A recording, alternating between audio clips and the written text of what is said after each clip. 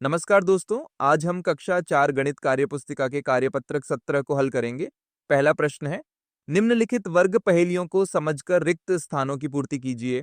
पहली वर्ग पहेली पहले से पूरी की हुई है, इसे देखकर बाकी वर्ग पहेलियों को पूरा करना है।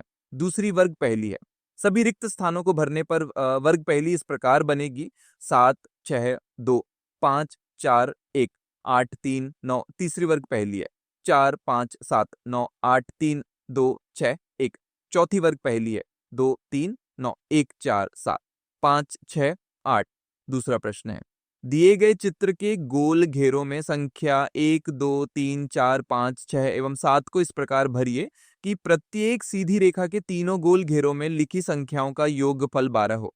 बीच में 4 पहले से दिया हुआ है। एक सही उत्तर इस प्रकार हो सकता है, इस प्रकार प्रत्येक सीधी रेखा का योग 12 होगा। तीसरा प्रश्न है, दी गई पहेली में प्रश्नवाचक चिन्ह के स्थान पर कौन सी संख्या आएगी?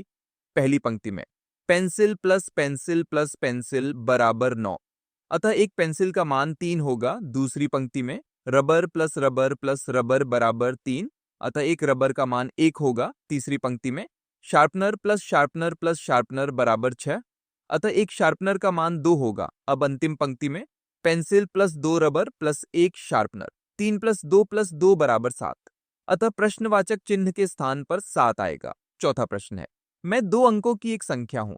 मैं 40 से बड़ी और 50 से छोटी हूं। मेरा इकाई का अंक वही है जो 15 माइनस 8 का मान है। 15 माइनस 8 बराबर 7। 40 और 50 के बीच इकाई अंक 7 वाली संख्या 47 है।